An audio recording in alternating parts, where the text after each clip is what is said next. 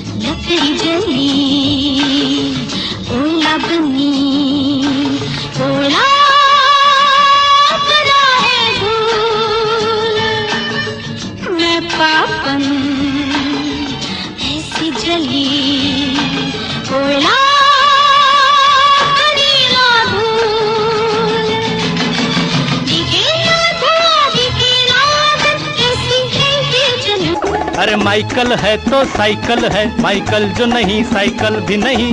दिल है तो दिलदार भी है, दिलदार नहीं तो दिल भी नहीं। दिल है तो दिलदार भी है, दिलदार नहीं तो दिल भी नहीं। रेशमी उजाला है, मखमली अंधेरा, आज की रात ऐसा कुछ करूं। रेशमी उजाला है, मखमली अंधेरा,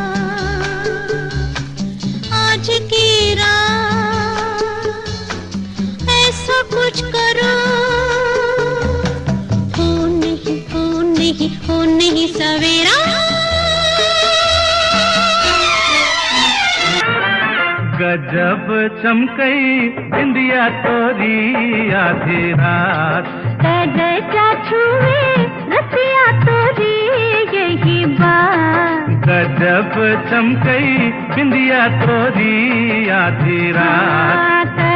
क्या छुए रसिया तोरी यही बात। गुनगुना रहे हैं भंवर, खिल रही है कली कली। गुनगुना रहे हैं भंवर, खिल रही है कली कली। कली कली कली कली गुनगुना रहे हैं भंवर, खिल रही है कली कली।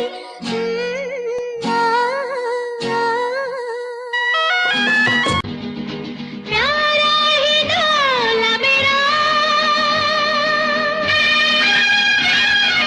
प्यारा ही डोला मेरा, उड़ने का डोला मेरा। घूमे घूमे घूमे घूमे तो आकाश सारी धरती मगन होके झूमे झूमे झूमे। घूमे तो आकाश सारी धरती मगन होके झूमे झूमे झूमे। प्यारा ही डोला मेरा।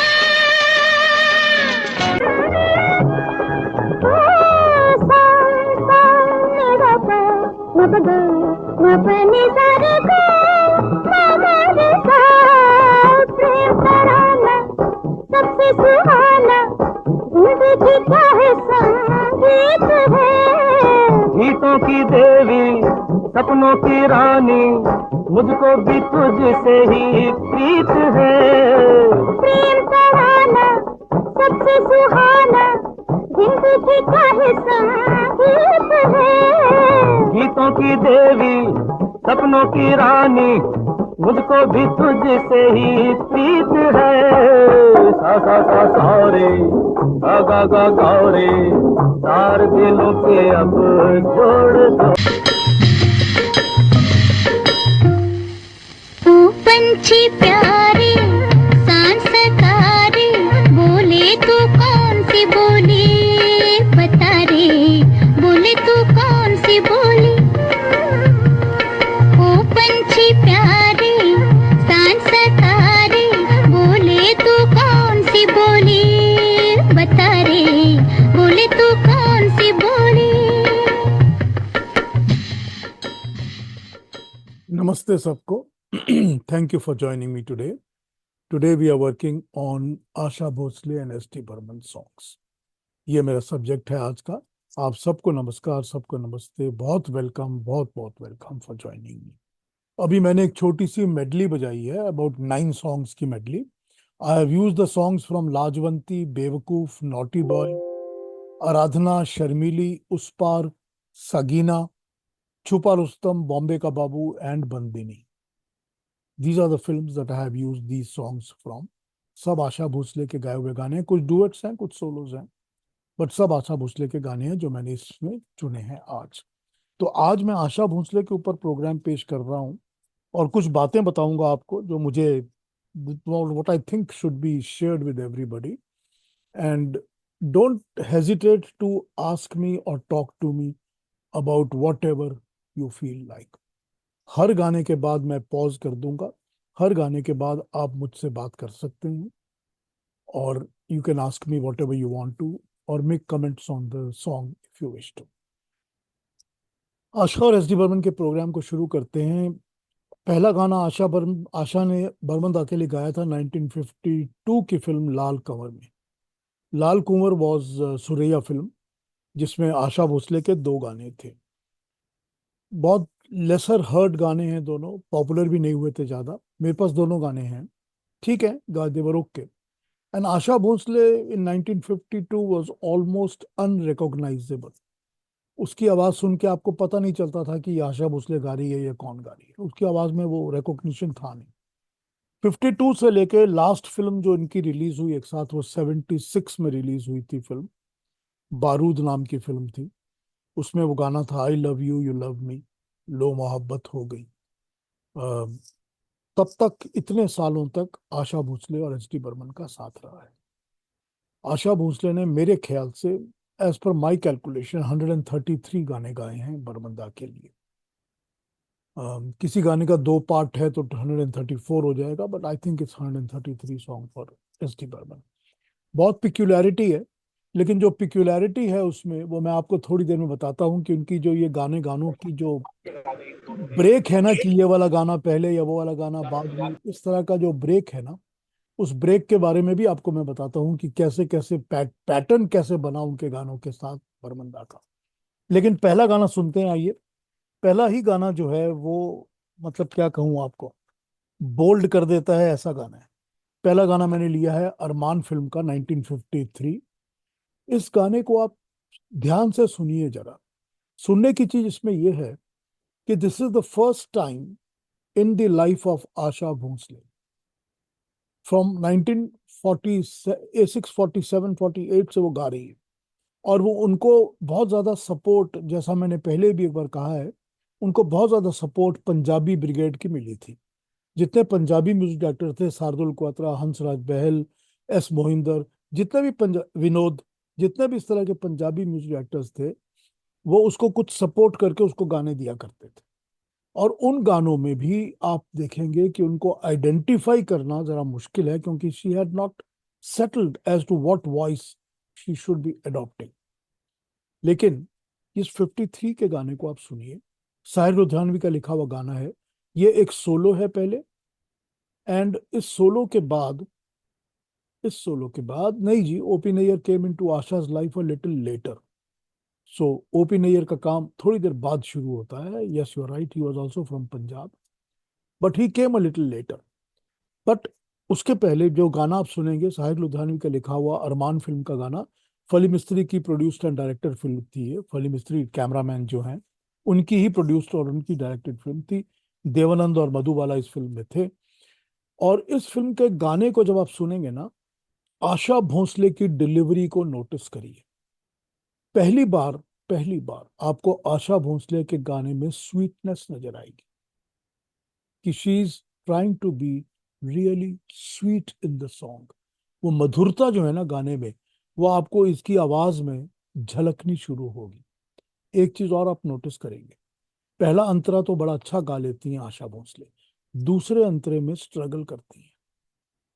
मैनेज कर लिया है, दादा बर्मन ने रिकॉर्डिंग करवा के ओके कर दिया होगा, मैनेज कर लिया है, बट स्ट्रगल करती है.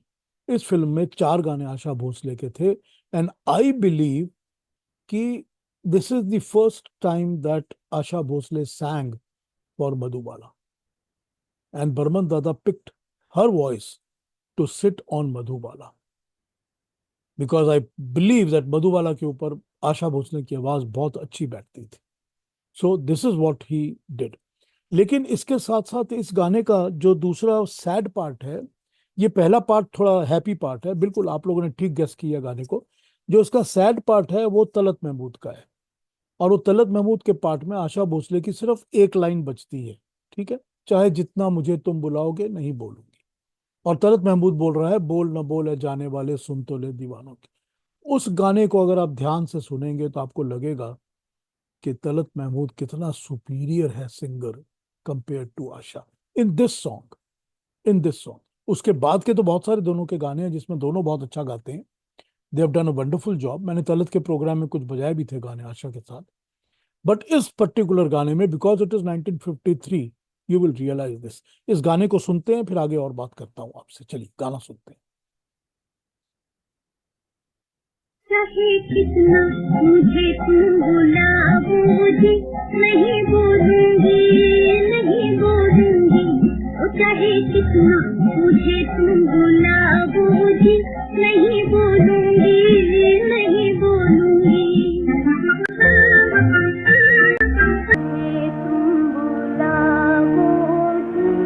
नहीं बोलूंगी, नहीं बोलूंगी. बोल न बोले जाने वाले सुन तो ले दीवानों की. अब नहीं देखी जाती हमसे ये हालत अरमानों की. न बोले. This was the start of Asha Bhosle with S.T. Burman. You can see how he molds her voice.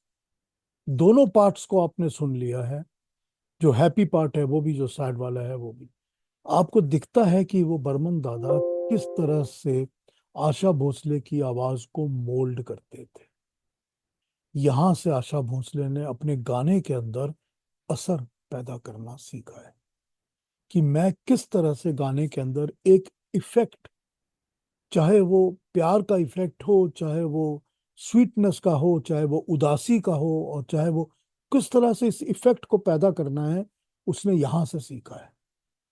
और फिर इम्पर्सोनेशन, कौन सी एक्ट्रेस के लिए मुझे कैसे गाना है, वो इम्पर्सोनेशन भी दादा बर्मन से ही सिखाया हुआ है.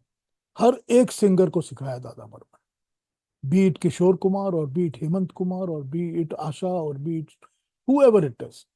वो बर्मन दादा की स्पेशलिटी थी कि वो इम्पर्सोनेशन सिखाया करते थे. उस हीरोइन को इमेजिन करो, उसके कपड़े इमेजिन करो, सिचुएशन को इमेजिन करो, शूटिंग की जो सिचुएशन है उसको इमेजिन करो, अंदर घर के बाहर घर के सब कुछ बताया करते. It was the training ground for all singers जो सीखते थे कि how to do it. And all through my program, I will show you how Asha and S.D. Burman have worked and how Asha has learnt and gained from Dada Burman in her craft that she maintained, and she is a very superior singer, इसमें कोई doubt ही नहीं। कोई कुछ बोलेंगे इस गाने के बारे में? नहीं तो मैं अगले पे चला जाऊंगा। कुछ कहना चाहते हैं?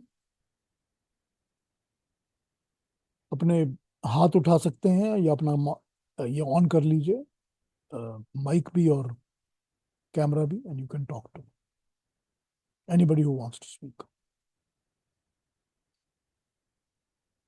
तो चलिए फिर दूसरे गाने पे चलते हैं, और दूसरे गाने पर आकर अगली बात करता हूँ। दूसरा गाना जो मैंने लिया है ये बहुत पॉपुलर गाना है और आप सब जानते हैं इस गाने को बहुत अच्छी तरह। अगर आपने ये फिल्म नहीं देखी है या बहुत साल हो गए हैं तो इस फिल्म को दोबारा देखिए। सब जगह अवेलेबल है, यूट्यूब पर इधर उधर सब अवेलेबल है। This is film from Bimal Roy's film Sujata, 1959 की सुजाता जो बिमल रॉय की फिल्म है। इस फिल्म को आप देखेंगे, बहुत सुपीरियर फिल्म है, बहुत ही अच्छी क्वालिटी फिल्म है, आपको बहुत अच्छा लगेगा फिल्म को देख के। ये जो फिल्म है सुजाता की, ये अम, सुबोध घोष की लिखी हुई स्टोरी थी और नवेंदु घोष ने इसको फिल्म के लिए स्क्रीन प्ले वगैरह लिखा था। सुजाता एक ऐसी फिल्म है जो कि आपको एक अच्छे मूड में लेके जाएगी और आपको टेक्निकलिटीज और सुपीरियरिटीज दिखाई देगी कि डायरेक्शन कैसे कितनी अच्छी हो सकती है, ये आपको सुजाता में दिखेगा। सॉन्ग सिचुएशंस कैसे बैठती हैं गानों में और किस तरह से आवाज की मॉड्यूलेशन होती है, ये सुजाता में दिखेगा। चाहे वो नन्ही कली सोने चली हवा धीरे आना हो, और चाहे जलते हैं जिसके लिए, आपको ये सुनेगा। They are absolutely superb, superb done songs, creation में भी, डायरेक्शन में भी, सब चीज। गाना जो मैं सुनाने वाला हूं आपको वो है काली घटा छाए मोरा जिया तरसाए। It's a masterpiece, it's a masterpiece of a creation. इस गाने का मुकाबला करने वाले गाने इंडस्ट्री में बने ही नहीं हैं। पहली बात तो यह है कि अगर आप फिल्म देखेंगे तो आपको ये दिखेगा, और उसको देखिएगा जरूर, कि नूतन जो है वो गाने को हम करना शुरू करती है, क्योंकि उसके दिल में ये गाना आ रहा है जब वो बाहर आसमान में काली घटा को देख रही है, और उसके दिल में ये गाना आ रहा है और वो गाना गाना चाहती है। क्या गाना चाहती है? ऐसे में कहीं कोई मिल जाए। करेक्ट। अब वो इस चीज को तो ओपनली कोई लड़की 59 की बात हो रही है, ओपनली तो कोई लड़की बोल नहीं सकती ऐसे में कहीं कोई मिल जाए। और फिर उसके बाद उसका एक्सप्रेशन क्या है? कहो किसी का क्या जाए, किसका क्या जाता है अगर कोई मुझे मिल जाए तो। लेकिन वो एक्सप्रेस नहीं कर सकती, हम करना शुरू करती है। एक ब्रेक लेती है, ब्रेक लेके जाके कमरे के दरवाजे को बंद करती है ताकि कोई सुन ना ले, और फिर गाना शुरू करती है। क्या कमाल की चीज है ये, देखिए। इन चीजों को नोटिस करिए फिल्म के अंदर। ये डायरेक्शन के ऐसे कमाल हैं, और म्यूजिक के साथ उसको बिठाया गया है। सारे गाने की गायकी आप देखेंगे कि जो ऑर्केस्ट्रेशन है वो थोड़ा लाउड है, क्योंकि वो एक्सप्रेस करता है उसकी फीलिंग्स को, और उसकी सिंगिंग थोड़ी सबड्यूड है।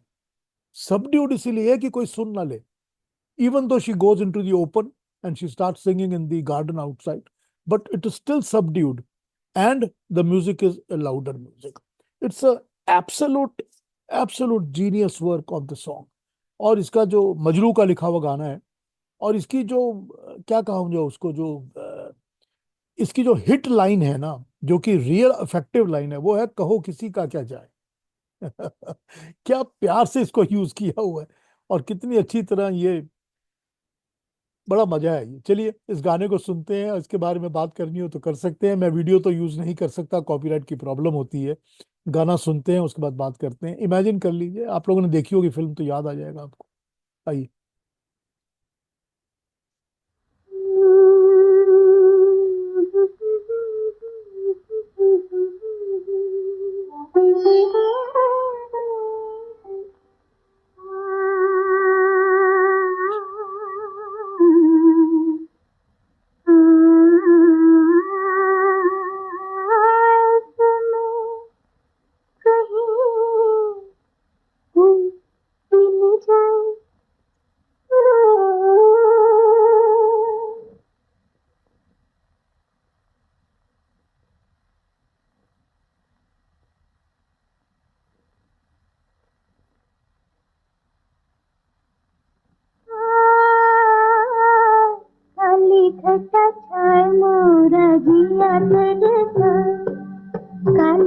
घटा छाए मोरा जिया तरसाए, ऐसे में कहीं कोई मिल जाए रे, काली घटा छाए मोरा जिया तरसाए, ऐसे में कहीं कोई मिल जाए, बोलो किसका क्या जाए रे, क्या जाए रे, क्या जाए, काली घटा छाए मोरा जिया तरसाए।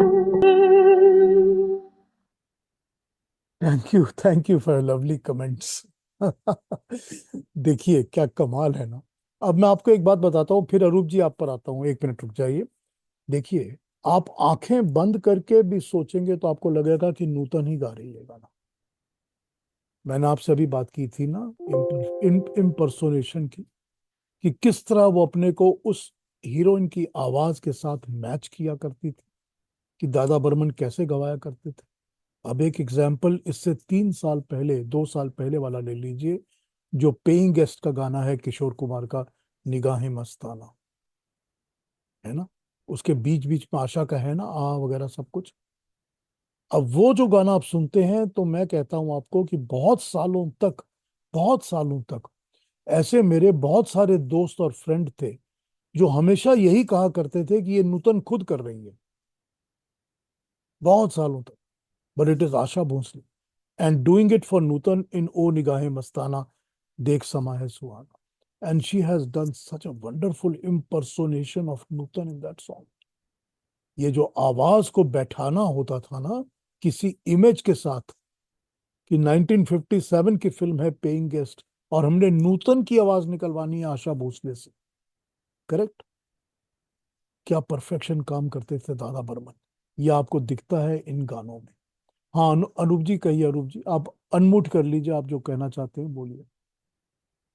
जी सर, एक ही दो बात एक्चुअली कहनी थी। पहली बात तो बेसिकली जिस तरह की फ्रेजिंग यूज की है, मैंने it was so easy to like वो फ्रेज को लॉन्ग करके गा सकते थे। वो जो जैसे द द द द द द द ये कंटिन्यूस भी गाया जा सकता था, लेकिन उसको मुझे काट काट के जो गाया है उसमें जो मुझे रस भरा है वो एक सुनने लायक बात है। सेकंड बात ये था कि ये जो आपने बोली थी ना, बोलो किसी का क्या जाए, ये पर्टिकुलर लाइन रविंद्र संगीत में भी एक गाना है, हाँ बिल्कुल बिल्कुल।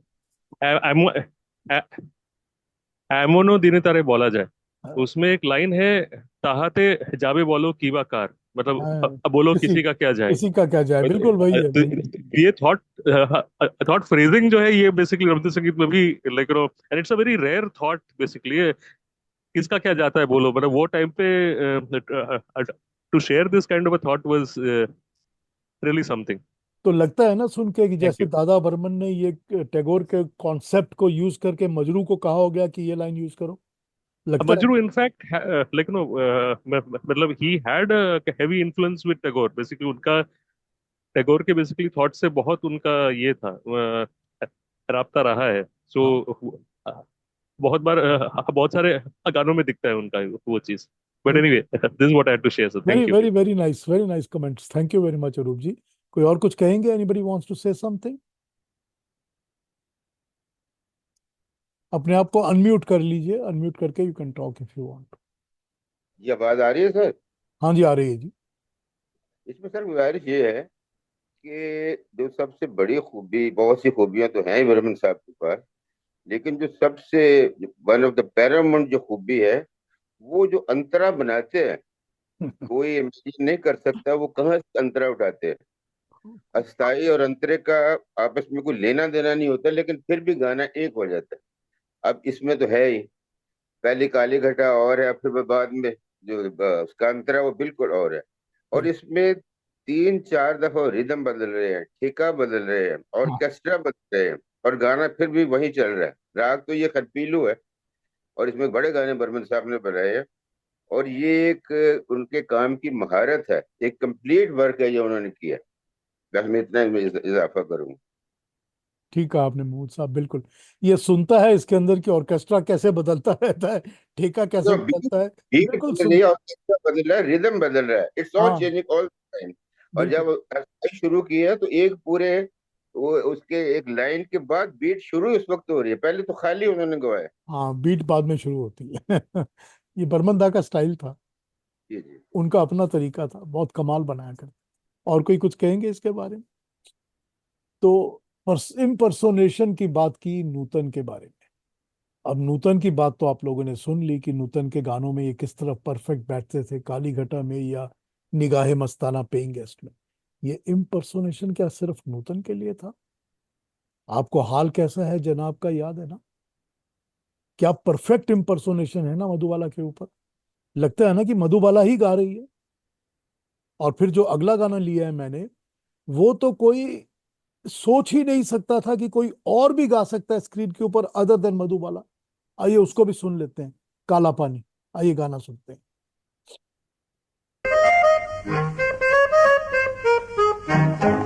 अच्छा जिन्ने हारी चलो मान जाओ ना, देखी सबकी यारी मेरा दिल जलाओ ना। अच्छा जिन्ने हारी चलो मान जाओ ना, देखी सबकी यारी मेरा दिल जलाओ ना, दिल जलाओ ना। कितने अलग अलग तरीकों से वो मान जाओ ना कहती है। कितनी अलग वॉइस मॉड्यूलेशंस हैं इसमें, कितनी अलग इसके अंदर इमोशंस हैं।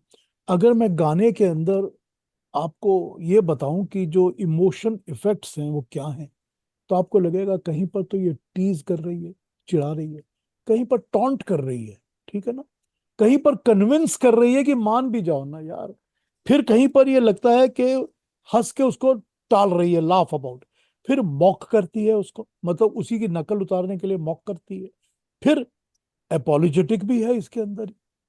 इतने इमोशंस को उसने इस आवाज में घुसाया हुआ है, आप क्या कर सकते हैं इसको बताइए। दूसरी बात, दूसरी बात, गाने के बीच में एक वर्ड बोल के दूसरे वर्ड के बीच में हल्की सी हंसी करके हंसती है, ठीक है ना। उसी तरह से किसी आवाज को खींच के आ करके लंबा खींचना, टीज करने की तरह खींचना या टॉन्ट करने की तरह खींचना। मुझे बताइए कि ये जो तरीके हैं ना गाने के गवाने के तरीके, कि इसको यूं गाओ या यूं गाओ या यूं गाओ, इतना इफेक्टिव तरीका आपने हमारी फिल्मों में, मैंने तो खैर ये बाद की फिल्म ली है, 1958 की है ये काला पानी। हाल कैसा है जनाब का इससे एक साल पहले आ चुकी थी। लेकिन वो सब चीजें अगर आप सोचते हैं और देखते हैं ना इन गानों में, तो आपको पता चलता है कि this is where the singers learned from S D Burman how to perform and give a song. गाने में असर कैसे पैदा करना है। ये जो मैं हम लोग इसको बंगला में पारस पत्थर कहते हैं। पारस पत्थर होता है ना, जिसको हम लोग वो स्टोन कहा करते हैं, कि जिसको छूने से गो सोना बन जाती है चीज।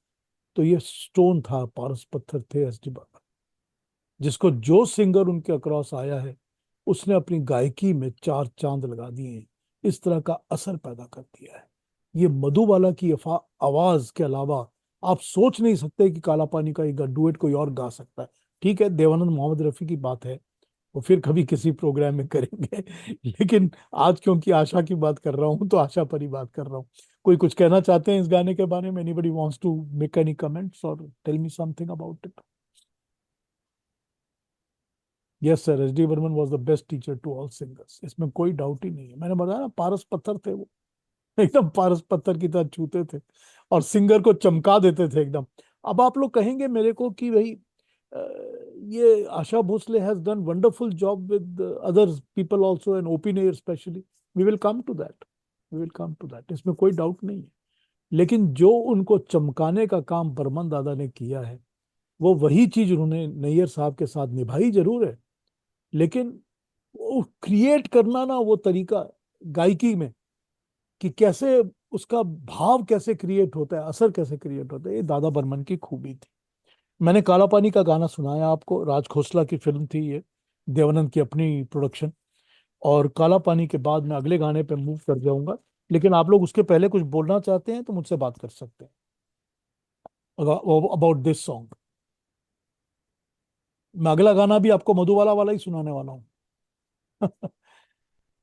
But that is a rare song, आपको बड़ा रेयर सॉन्ग है और बड़े ध्यान से सुनना पड़ेगा आपको ये गाना। हर एक वर्ड आपको सुनना पड़ेगा कि आशा इसको डिलीवर कैसे करती है, और डिलीवर करने के बाद दादा बर्मन ने उसको कैसे सिखाया होगा कि यहाँ पर ये ऐसे गाना है, यहाँ पर यूं डिलीवर करो, यहाँ पर टीज करो, और यहाँ पर एकदम चुप हो जाओ, और यहाँ थोड़ा आस्ते आस्ते आस्ते आस्ते इसको विस्पर करना शुरू करो। वो कैसे सिखाया होगा दादा ने और कैसे गवाया होगा। बहुत रेयर गाना है, बड़े ध्यान से सुनिएगा, बड़ा मजा आएगा सुनने में इस गाने को। Again Madhubala, film is Insaan Jaag Utha, Majrooh Sultanpuri and, नहीं सॉरी, इंसान जाग उठा वो Shailendra, Shailendra and S D Burman की कॉम्बिनेशन थी वो, और सुनील दत्त थे इस फिल्म में। ये शक्ति सामंत की फिल्म थी। आइए इस गाने को सुनते हैं, एंजॉय करिए और फिर इस पे बात करते हैं। आइए।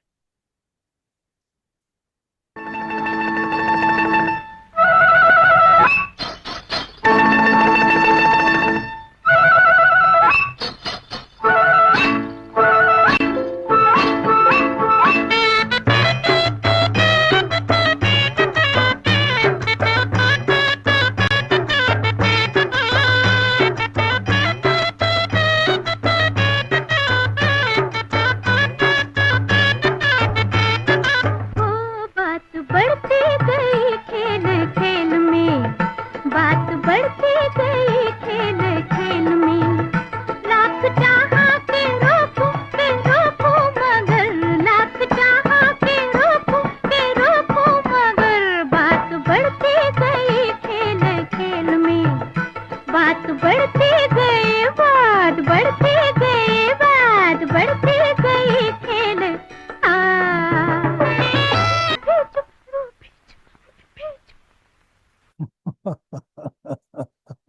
क्या डिलाइटफुल सॉन्ग है और क्या एक्सप्रेशंस हैं इसके अंदर। इतना ज्यादा आशा की आवाज को उन्होंने शब्दों के साथ घुमाया है। कहाँ बीच में ढुलक जाएं उई संभल गए, पहुंचा पकड़कर पहुंचे तक पहुंचे, और क्या क्या एक्सप्रेशंस यूज किए हैं गाने के अंदर। और आखिर में जाके तो जहां पर मैं भी चुप वो भी चुप, मैं भी चुप वो भी चुप, गाना खत्म कर दो वहीं पर। क्या कमाल का ये, क्या कमाल का एक्सप्रेशन लाते हैं बर्मन दादा आवाज के असर के अंदर। मैं आज आशा भोसले के आपके गानों वही सुना रहा हूं जिसमें आपको ये असर साफ दिखाई देगा, और साफ ऐसा दिखाई देगा कि आपको समझ में आएगा कि कोई भी और म्यूजिक डायरेक्टर ऐसा था ही नहीं जो इस किस्म का काम कर सकता था या करता था। बाकी सब बाकी सब वो थे जो इस आइडिया को लेके इम्पोज तो करते थे, हाँ वही करो, लेकिन सिखाने और परफेक्शन करने वाले अकेले एस टी बर्मन थे। ये इंसान जाग उठा का गाना सुना आपने, बर्मन दादा का बहुत बहुत टिपिकल गाना। किसी और ने कुछ कहना हो इसके बारे में तो कहिए, फिर मैं अगले गाने पे आता हूँ।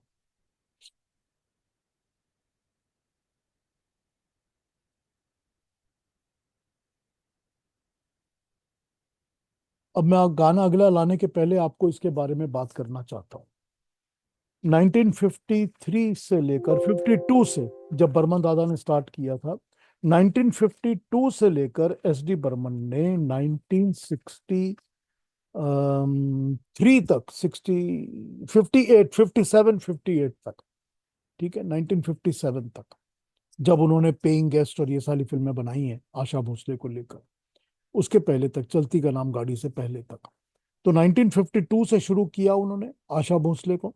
तो 1956 तक उन्होंने आशा भोसले से, इंक्लूडिंग फंटूश, उन्होंने टोटल 27 या 28 गाने गवाए, 27 या 28 गाने total.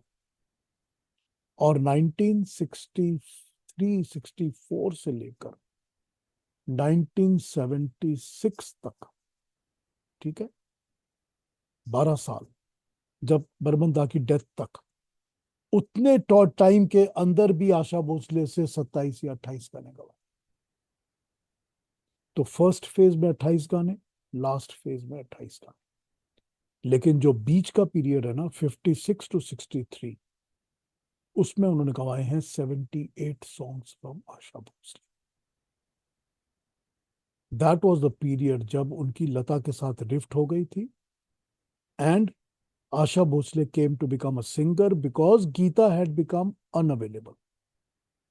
This was the fortune that shone upon Asha Bhosle. और इस फॉर्च्यून ने आशा भोसले को ग्रेटेस्ट सिंगर बना दिया हमारी इंडस्ट्री का, इन अ वे ग्रेटेस्ट सिंगर। और वो फॉर्च्यून उनका वो बस उन सालों के बीच में था, 56 to 63। Bandini, that is it, starting from somewhere around paying guest और चलती का नाम गाड़ी, या उस एक्चुअली मैं आपको ये बताना चाहता हूं कि 58 की एक फिल्म है, फिल्म का नाम है सितारों से आगे। आपको गाने पता होंगे फिल्म के, मैंने कुछ गाने बजाए भी हुए हैं। सत्यन बोस की फिल्म थी, अशोक कुमार वाली, बजंतीमाला अशोक कुमार वाली। उस फिल्म में गाना है रोए जिया, आपने सुना होगा, रोए जिया आ, क्या करो मोरे पिया, आन मिलो मोरे पिया, ठीक है ना, रोए जिया आन मिलो मोरे पिया। और एक और गाना है उस फिल्म का, चंदा की चांदनी का जादू, चंदा की चांदनी का जादू, ये रात ये समा। ये दोनों गाने जब आप सुनेंगे आशा भोसले के सितारों से आगे फिल्म के, तो आपको लगेगा कि दादा ने ये गाने लता के लिए बनाए थे। आपको सुनकर ही लगेगा कि ये लता के लिए गाने बनाए थे, but he used Asha Bhosle because Lata had a problem and they started, she stopped singing for Burman दादा। आपको सुनकर ही लगेगा गानों को। कर that was the time and whatever happened वो हैपेंड। लेकिन मैं आपको अगला गाना जो सुनाने जा रहा हूं ना, मैं आपसे एक बहुत, क्या कहूं, अपने दिल से इस बात को रिक्वेस्ट करना चाहता हूं कि इस पर ध्यान दीजिए। ये गाना मैंने पिक किया है, ये एक लाइट या यूं कहा जाए कि अलग किस्म का गाना है। दादा बर्मन ने ऐसे बहुत गाने बनाए हुए हैं, लेकिन मैं आपको इसमें इसको ये सुनाना चाहता हूं आपको। This is from his later film, 1974 की फिल्म है Prem Nagar.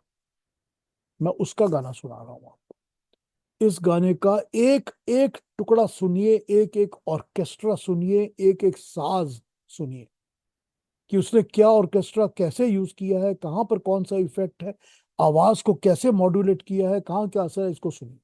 This is known as 100% S D Burman tune, 100% S D Burman. No interference from nobody is ever visible in this song.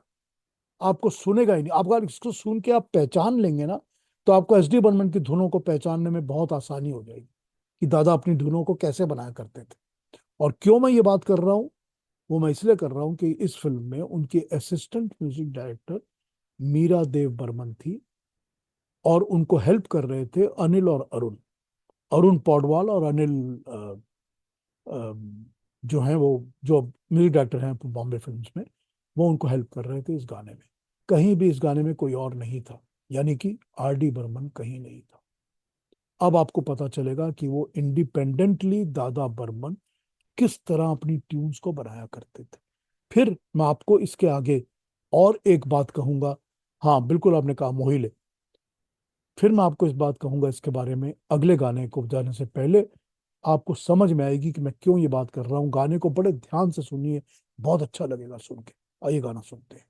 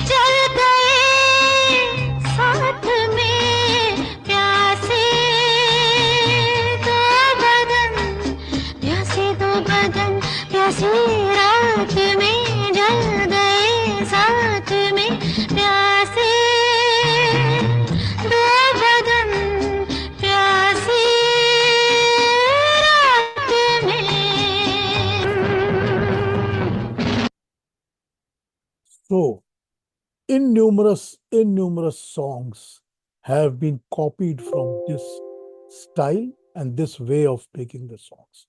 Prem Nagar 1974 sir, D Rama Naidu की फिल्म थी, राजेश खन्ना, हेमा मालिनी वाली, ये लाल रंग कब मुझे छोड़ेगा, वही वाली फिल्म। नाउ इस गाने को सुन के पता चलता है कि कितने लोगों ने इस स्टाइल को, इस गाने को, इस तरह की गायकी को और ऑर्केस्ट्रेशन को कॉपी किया है। इसको सुन के समझ में आता है।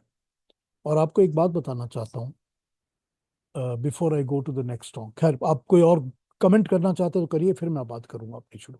Anybody wants to comment on this song? Anybody wants to say something? कुछ कहना है किसी को? मैं अपनी बात में ये कह रहा था आपको कि किसी एक को अच्छा बताने के लिए किसी दूसरे को बुरा बताने की जरूरत नहीं होती। अगर मैं आपको बोलना चाहता हूं कि Asha did a great job, that does not mean कि I am going to bad mouth anybody else. It does not make sense. सब अपनी अपनी जगह अच्छे हैं और सबकी अच्छाइयां हैं और उन अच्छाइयों को ही हम देखते हैं और उसी की हम प्रेज करते हैं। तो ये समझना चाहिए, नंबर वन। नंबर टू, दो बातें यहां पर और करना चाहता हूं। आर डी बर्मन ने अपनी जिंदगी में जो सीखा है वो अपने फादर से सीखा है, ठीक है ना? जो सीखा है आर डी बर्मन ने अपने फादर से सीखा है।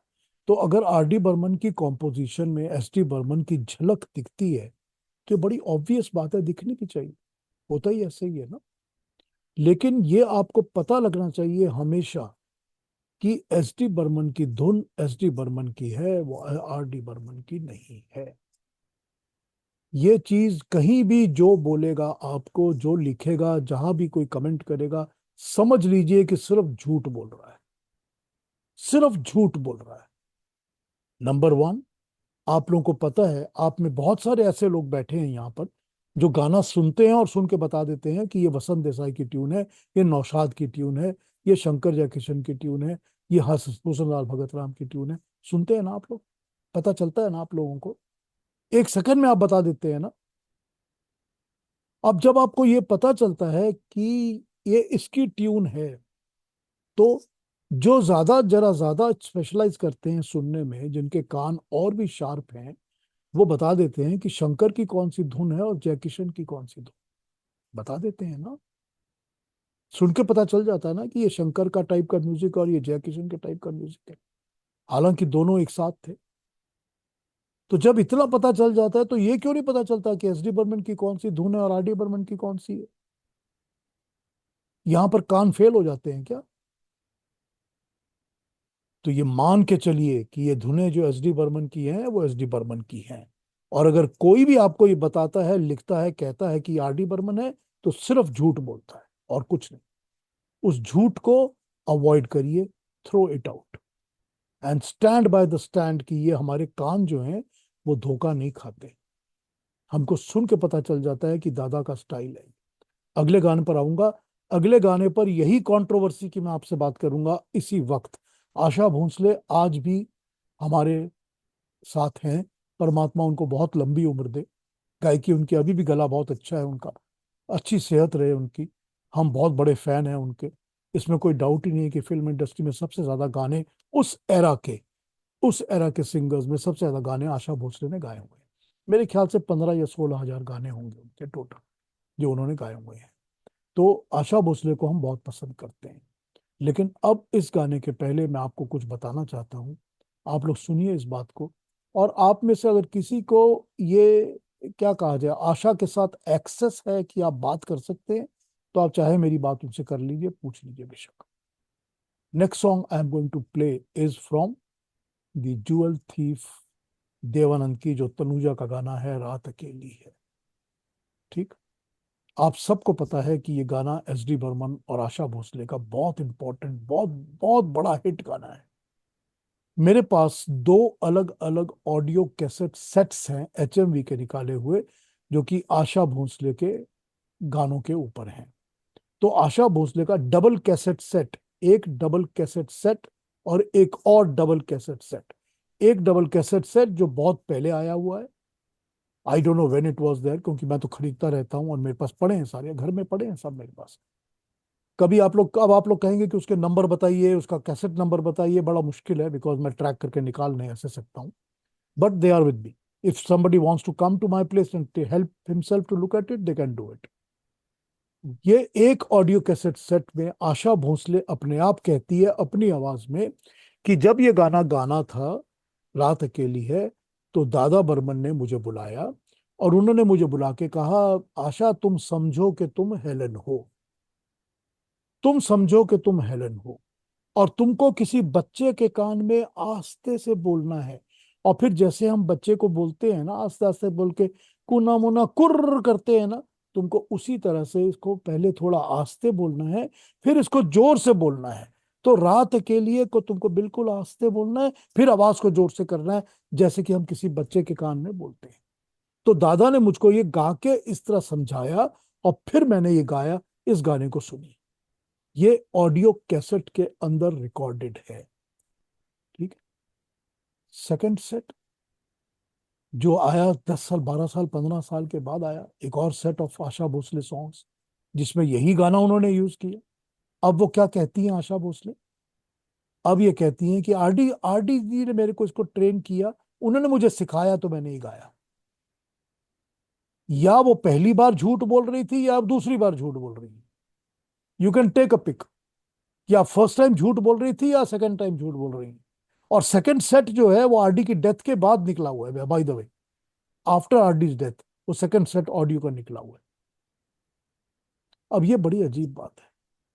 मैं ये समझता हूं कि आरडी बर्मन को उसकी ग्रेटनेस के बारे में बात करने के लिए किसी दूसरे की कंधे पर रख के बंदूक चलाने की जरूरत नहीं। मुझे नहीं लगता है कि आरडी बर्मन को इसकी जरूरत है कि उसको बताया जाए कि तुम एसडी का ये गाना तूने बनाया, एसडी का वो तुमने बनाया। It does not make him great, as it is RD is great.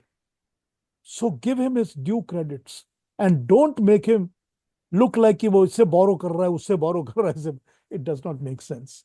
और आशा भोसले जी, आप क्लैरिफाई कर देंगी तो बहुत अच्छा होगा कि कौन सी घटना सच्ची है, पहली या दूसरी, कौन से ऑडियो में क्या है। चलिए कोई बात नहीं, जो है वो है, गाना सुन लेंगे। हाँ महमूद जी बताइए क्या बोलना चाहते हैं, बोलिए। आप म्यूटेड हैं, अनम्यूट कर लीजिए। महमूद जी आप म्यूटेड हैं, अनम्यूट कर लीजिए।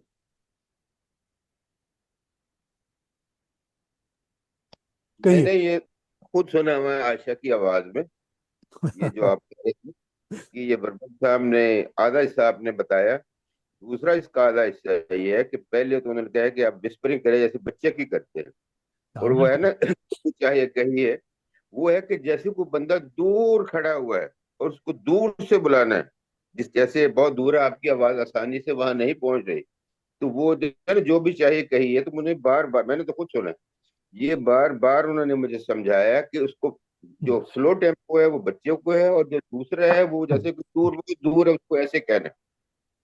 और ये जो दूसरी वो हर प्रोग्राम तो आशा और बुलंद साहब का हो रहा था, ये दूसरी चीज ये निकल आई है, ये बाप बेटे का। अभी शायद कोई इसमें है नहीं, तो इसमें शायद मैं इजाफा भी मुनासिब में नहीं है। एंड में अगर आप इजाजत दे तो मैं से 1-2 मिनट आपको बताऊंगा कि फर्क क्या है। तो ये तो मैंने खुद आशा का सुना हुआ है अपने कानों से, ये तो इसमें तो कोई दूसरी राय है ही नहीं। मैंने कहा और ना, फिर ऑडियो कैसेट है ना सर मेरे पास, उस पर मैंने तो रिकॉर्ड। सर यूट्यूब पे मैं आपको लिंक भेज दूंगा, इसी प्रोग्राम में वो तो मौजूद है। बिल्कुल, थैंक और यू। फिर ना एक असिस्टेंट है, बच्चे को काम सिखाना है, कोई भी काम करना है तो उसको खाली थोड़ा बिठाना है।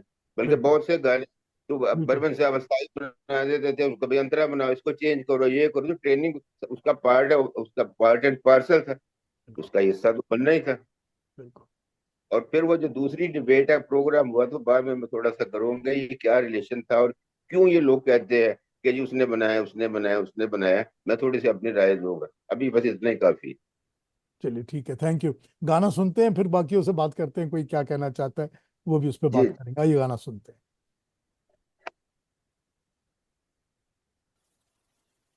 रात अकेली है, बुझ गए दिए, आके मेरे पास कानों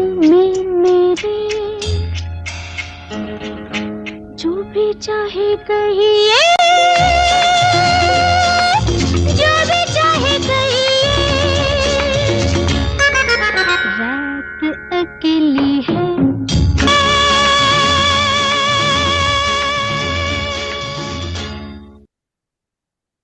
सचिन दास एक्सीलेंस। खैर, मैंने जो कमेंट्स किए हैं आपके पास आज, अगर किसी को कोई चीज अच्छी ना लगी हो तो माफ कर दीजिएगा। मैं वही कहता हूं जो मुझे ठीक लगता है, और जो मैं चाहता हूं कि ये चीजें क्लैरिफाई होकर सामने आ जानी चाहिए, ताकि सबको पता होना चाहिए कि रियलिटी क्या है। एक हमारे बीच में ऐसे इंसान हैं, आप लोग कुछ कुछ लोग उनको जानते होंगे, मैं उनको जानता नहीं हूँ पर्सनली। उनका नाम कौस्तुभ पिंगले है। कौस्तुभ पिंगल बॉम्बे में रहते हैं। आप में से कुछ लोग जानते होंगे उनको। उनके पास रिकॉर्डेड इंटरव्यू है आर डी बर्मन का, जो आर डी बर्मन ने 1942 लव स्टोरी से कोई 6 महीने पहले रिकॉर्ड कराया था। और रिकॉर्ड कराया था, और कौस्तुभ पिंगल को आर डी बर्मन ने कहा था कि मैंने जिंदगी में एक गाना भी अपने बाप के लिए नहीं बनाया। मेरे बाप ने मेरे से कुछ नहीं लिया, मैंने कभी कोई कंट्रीब्यूशन नहीं की अदर देन रिकॉर्डिंग में करने का काम, या दूसरे वो जो असिस्टेंट वाले काम होते हैं उनके अलावा मैंने कुछ नहीं किया।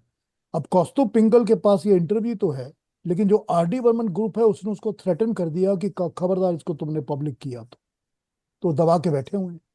और वो जब उसको निकालेंगे, उनका दिल करेगा या उनका जिगर हो जाएगा तो निकालेंगे, नहीं तो नहीं निकालेंगे। लेकिन है उनके पास, ये मुझे पता है। ये उन्होंने बात करी हुई है, और जिनसे की हुई है वो भी मुझे अच्छी तरह जानते हैं, और मैं उनको पहचानता हूँ बहुत अच्छी तरह। लेकिन यहाँ पर ये क्वेश्चन नहीं है कि ये क्या, R D Burman himself is a great genius, absolutely great genius. मैं कभी आर डी बर्मन पे प्रोग्राम करना शुरू करूंगा तो पता नहीं, मैं को 15-20 प्रोग्राम सिर्फ आर डी पे करना शुरू कर दूंगा। जी नहीं सर, जो तरह चक्रा is not R D Burman, it is all lies. आपको पता होना चाहिए कि it is not R D Burman, it is not all lies. अब आप बोलेंगे उसने तबला बजाया था उसमें, या उसने हारमोनियम बजाया था उसमें, वो दूसरी बातें हैं भाई, वो असिस्टेंट के काम करते थे, वो सब करते हैं।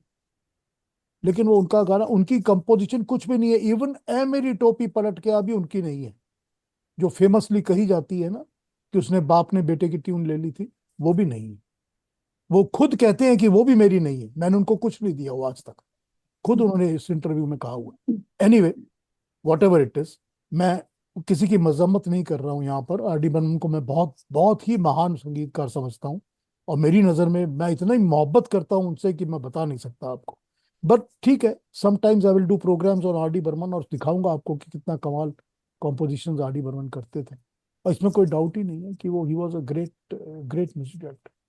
तो ये कोई कंपटीशन की बात नहीं है कि इसको भला इसको बुरा कहना, कुछ नहीं है यहाँ पर। लेकिन हमको ये पता है कि ये दादा का स्टाइल था, इस तरह से वो गाने बनाते थे, इस तरह से वो अपना इंस्ट्रूमेंट्स ऑर्केस्ट्रा सेलेक्ट करते थे। उनकी हर एक चीज उनके मुताबिक होती थी कि कौन सी तबला बजेगा, कहाँ पर फ्लूट बजेगी, कहाँ पर मंजीरा बजेगा, कहाँ पर स्ट्रिंग्स यूज होंगे, सब उनकी मर्जी के हिसाब से। और यहाँ तक ये थे कि वो कहाँ से क्या चीज को कितना इफेक्ट कैसा देना है। मेरे को 3 म्यूजिशियन चाहिए, 5 नहीं चाहिए, 11 चाहिए, 10 नहीं चाहिए, बहुत पर्टिकुलर थे इस मामले में वो। तो ये दादा बर्मन की बात जो है वो हमको समझनी चाहिए, और मैं उसी पर आज हाईलाइट करके ये प्रोग्राम बना रहा हूँ। And I want you people to, everybody to understand. मुझे पता है कि मेरे यूट्यूब पे जब ये मैं लोड करूंगा तो मुझको बहुत सारे उल्टे सीधे कमेंट्स आने शुरू हो जाएंगे, मुझे पता है ये। लेकिन कोई बात नहीं, आने दीजिए। कम से कम जो फ्यूचर में इस प्रोग्राम को सुनेंगे उनको पता होना चाहिए कि सच क्या है, उनको ये पता होना चाहिए व्हाट इज द ट्रूथ। और इसमें कोई डाउट नहीं है कि आर डी बर्मन से बड़ा इनोवेटर या संगीत के को समझने वाला तो हमारे पास हुआ ही नहीं आज तक। वो इस तरह से साजों में से धुन निकाला करते थे, मेलोडी निकाला करते थे, जिसका कोई जवाब ही नहीं है आज तक। लेकिन खैर, वो फिर कभी का सब्जेक्ट है मेरा। आर डी बर्मन पे बात जरूर करूंगा, उसके गानों पे बात जरूर करूंगा, बिकॉज मैं बहुत मोहब्बत करता हूँ उनके साथ। लेकिन आज की बात हम आशा भोसले और एसडी पर कर रहे हैं। आप लोग, before I go to my next song, जो कि मेरा लास्ट गाना है आज का, और बिल्कुल आपका जो अभी आपने गाना सुना है ना तनुजा के ऊपर जो फिल्माया गया था ज्वेल थीव का, ये गाने का जो मूड है ना आपके पास, कि ये इस तरह से इसको कंपोज करके उसने क्या प्रेजेंट किया है आपके सामने, आपको डायमेट्रिकली उल्टा मूड सुनाई करेगा जो मैं अगला गाना बजाऊंगा उसमें। खैर, आपने कुछ कहना हो, किसी को कोई कमेंट करना हो तो बोल सकते इसके बारे में जो अभी तक बात हुई है, before we move to the next song.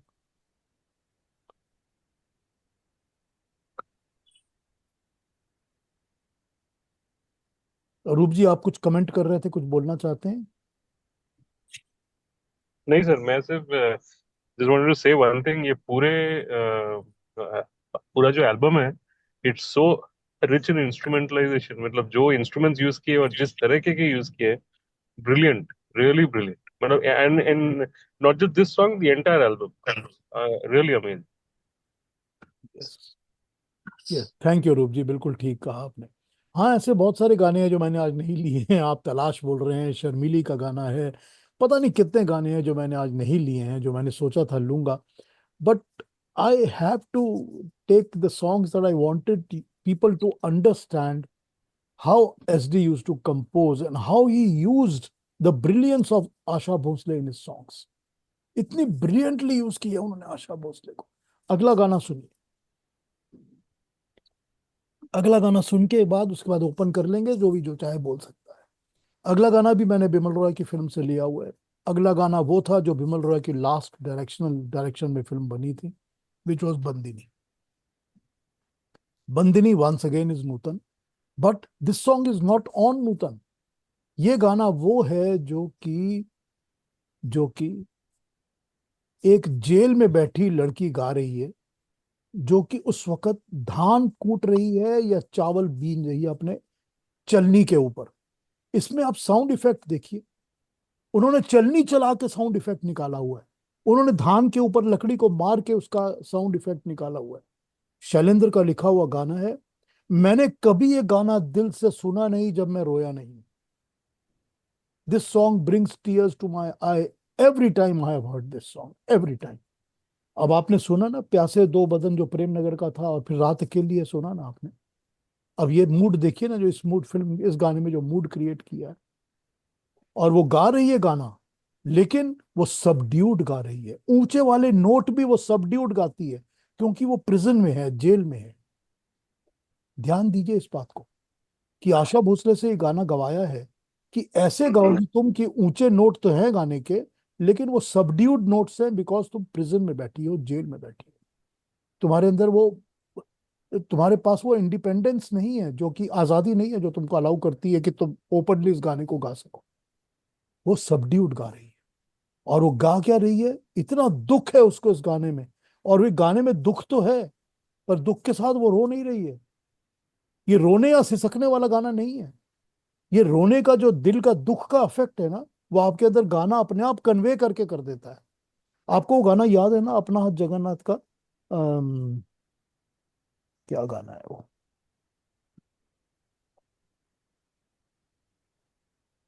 तुझे तुझे मिली रोशनी रोशनी, मुझको तुझे मिली अंधेरा। रोशनी मुझको अंधेरा। वो भी कितना उदास गाना है ना, लेकिन उसमें आशा डिलीवर कैसे करती है, टॉन्ट की तरह करती है ना एंड में, करके खींचती है ना एंड को लाके वो गाने को।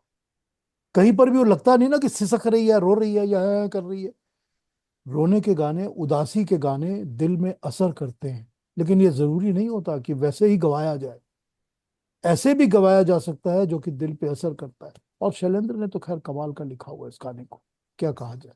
और वैसे ही आशा की डिलीवरी है out of this world, unparalleled delivery by Asha Bhosle. गाने को सुनते हैं, फिर मैं ओपन करता हूँ, आपका जिसका दिल करेगा बात कर सकते हैं। आइए।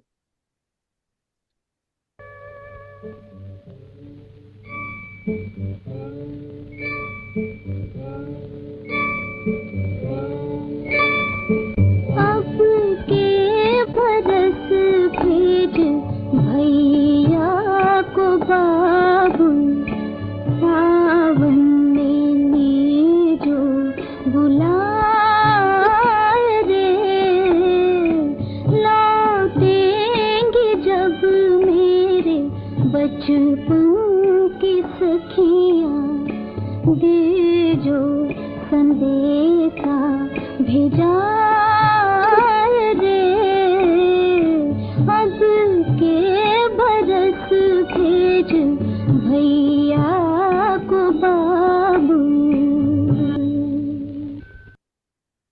An amazing song. क्या गाया है आशा जी ने, आह, कोई दुनिया में इस तरह नहीं गा सकता। और क्या असर है इस गाने का, और क्या लिरिक्स हैं शैलेंद्र के। उफ, ना कोई चिट्ठियां ना पाती, ना कोई नैहर से आए। आप बताइए मुझको, कितना दुख है इसके अंदर, कितना दुख है इसके अंदर। सुनते हैं तो रोना आ जाता है गाने को, अगर आप इमोशनली फील कर सकते हैं तो। और वैसा ही दादा ने इसको क्रिएट किया है, धुन को। क्या सोच के बनाया होगा इस धुन को, इस तरह से बताइए आप। और समझ में ही आ जाता है कि वो जो ऑर्केस्ट्रा यूज हो रहा है या इंस्ट्रूमेंट यूज हो रहे हैं, वो क्या रिप्रेजेंट कर रहे हैं। वो जेल का जो सीन है उसी को रिप्रेजेंट कर रहे हैं, उसी को बता रहे हैं। क्या मजबूरी और लाचारी नजर आती है इस गाने में। जो गाने वाली कैरेक्टर है इस फिल्म का, कि जिसका कैरेक्टर लाचार है, कि वो जो नहीं जा सकता अपने बाप के पास मिलने के लिए, अपने घर, अपने भाई को। क्या लाचारी प्रेजेंट करता है ये गाना। क्या मूड्स हैं आशा के जो दादा बर्मन ने यूज किए हैं। Out of the 133 songs that Dada Burman has created for Asha, जब मैंने लिस्ट बनानी शुरू की थी तो I had made a list of something like 60 और 70 songs that I want to play, जैसा कि हमेशा होता है। और फिर मैं सोचता रहा कि कौन से मूड को कैसे प्रेजेंट किया जाए, कौन से को नहीं किया जाए। But this is something that I wanted to make today as a view point, कि आप लोगों को इस चीज की थोड़ी सी झलक मिले कि दादा बर्मन ने आशा को यूज कैसे किया है। अब आप कमेंट कर सकते हैं, आप कह सकते हैं कि नैयर साहब के जो गाने हैं, ये है रेशमी जुल्फों का अंधेरा न घबराइए, या दूसरा गाना जो है, या तीसरा जो है। आप उन गानों को सुनिए तो आप ये नहीं कहेंगे कि ये गाना सिर्फ हेलेन गा सकती है, या सिर्फ मुमताज गा सकती है, या सिर्फ आशा भोसले, आशा पारिक गा सकती है। ये नहीं कहेंगे आप। गाना बहुत खूबसूरत है, लेकिन अच्छा जी मैं हारी सुनकर आप कहेंगे मधुबाला के सिवा कोई गा नहीं सकता। काली घटा छाया सुनकर आप कहेंगे नता नूतन के सिवा कोई गा नहीं सकता। ये जो परफेक्शन ऑफ इम्पर्सोनेशन है ना, ये है दादा बर्मन की खूबी, ये उनका स्टाइल है। ये इसी तरह से फिल्मों को, गानों को बनाया करते थे। जो लास्टिंग इम्प्रेशन हमारे दिमाग में रहता है ना, ये तो हम भूल नहीं सकते कि फिल्म तो, गाने तो वो फिल्मों के लिए ही बना रहे हैं ना। फिल्म का मीडियम है ना, उसी के लिए गाने बन रहे हैं। और हम लोग फिल्में ही देखा करते तो उसी में गाने हुआ करते थे। तो ये तो हम भूल नहीं सकते। अब जब हम ये नहीं भूल सकते तो हमको पता चल जाता है कि इसका इम्पैक्ट हमारे ऊपर लास्टिंग इतना क्यों होता है। इसीलिए होता है क्योंकि वो इस चीज को इतनी इतनी आला तरीके से बनाया और पेश किया करते थे कि ये कमाल था उनका। And Asha has lived up to his every single expectation extremely well. She has performed really well with दादा बर्मन। और बस वही, जैसे मैंने आपको बताया था कि पारस का पत्थर थे दादा। जो सिंगर उनके थ्रू टच करता था वो गोल्ड, उसकी गायकी में गोल्ड हो जाता था। वही इनकी खूबी थी और यही आशा को मिला है। And of course she has done excellent job with Nayyar sahab, and excellent job with R D Burman later on. R D और आशा की तो खैर बहुत ही कमाल कमाल के गाने हैं, बहुत कमाल कमाल के गाने हैं। फिर कभी उन पर भी बात करेंगे। आज यही बोलना था, किसी और ने जो बात करनी हो अपनी, आप बोल सकते हैं। महमूद जी, आपने हाथ उठाया था, आप बोलिए क्या बोलना चाहते हैं, फिर आवाज किसी। सर आ रही है? हाँ जी बोलिए। आवाज आ रही है सर? आ रही, बोलिए। ये है जी बंदनी का गाना। और बंदनी जब फिल्म इसके बनी है तो लता लता के साथ जो बर्मन साहब की नाचाकी थी वो खत्म हो गई हुई थी। फिर गाने भी उन्होंने बनाए, जोगी जब से तो आया मेरे दौरे, या दूसरे भी गाने, मेरा गोरा रंग ले ले। लेकिन इस गाने के लिए उन्होंने दोबारा आशा को गाया। उसको पता है ये सिर्फ आशा ही गा सकती है, पहले तो ये बात। दूसरी इस चीज ये है कि आशा का मैंने इंटरव्यू सुना था, यूट्यूब पे मौजूद है। उन्होंने कहा था कि ये मेरी जिंदगी का सबसे अच्छा गाना है। राग पीलू है वैसे, ये मेरी जिंदगी का सबसे अच्छा गाना है। उसकी उन्होंने एक बैकग्राउंड में बताई कि उन दोनों में, उनके हस्बैंड के साथ या उनके ससुराल के साथ कुछ झगड़ा वगड़ा चल रहा था, तो वो भी साथ चल रहा था। और फिर ये इतना सैड सॉन्ग है कि वो जब दोनों तीन चीजों इकट्ठी हुई तो ऐसा इम्पैक्ट हुआ, तो मैं तो साथ रो रही थी और गा रही थी। ये बकायदा मौजूद है।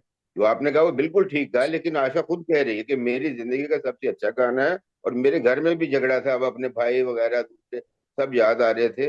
और लिखा भी ऐसा उन्होंने, इतना अच्छा उन्होंने, अपना शैलेंद्र साहब ने, तो ये शैलेंद्र का। कमाल हो। तो बस इस पे बस यही है। थोड़ा सा मैंने इजाफा करना था, बाकी आप जारी रखें। Thank you. मैं अरूप जी 1 मिनट में आता हूँ आपके पास। अगर आपने, जैसे मैंने सुजाता के लिए कहा था, अगर बंदिनी नहीं देखी तो फिल्म दोबारा देखी। बहुत बहुत उम्दा फिल्म है, बहुत अच्छी फिल्म। वही बात, कितनी सॉफ्ट और अच्छी डायरेक्शन हो सकती है, इस फिल्म को देख के समझ में आएगा। ये इसकी जो स्टोरी है ना, वो, उसके राइटर का नाम था जरासंध। तमसी, शायद फिल्म, इसकी स्टोरी का नाम तमसी है। तो वो शायद जरासंध की लिखी हुई स्टोरी है। जरासंध थे चारूचंद्र चक्रवर्ती नाम था उनका एक्चुअली, पर वो जरासंध के नाम से फिल्मों में फिल्म स्टोरीज लिखा करते थे। अंग्रेजों के जमाने के जेलर थे, अंग्रेजों के जमाने के जेलर। और वो, उन्होंने बहुत सारी कहानियां जेल की लाइफ के ऊपर, जेल की स्टोरीज के ऊपर लिखी हुई है। कम से कम 6-7 तो है मेरे ध्यान में। करीब 6-7 मैंने पढ़ी हुई हैं। उनकी लिखी हुई है जरासंध की बंगला में कहानियां। वो जेलों की ही स्टोरीज लिखा करते थे। ये उनकी ही लिखी हुई कहानी है जरासंध की। फिर नबेंदु घोष ने स्क्रीन प्ले बनाया था इसका। बड़ी खूबसूरत फिल्म है, जरूर देखिए। अगर नहीं देखी है और देखी है तो दोबारा देखिए, बड़ा अच्छा लगेगा, बड़ा मजा आएगा देखने में। इन फिल्मों को देख के दिल खुश होता है कि कितनी अच्छी फिल्में बनती थी। अरूप जी कहिए, आप क्या कहेंगे, आपने पहले हाथ उठाया था।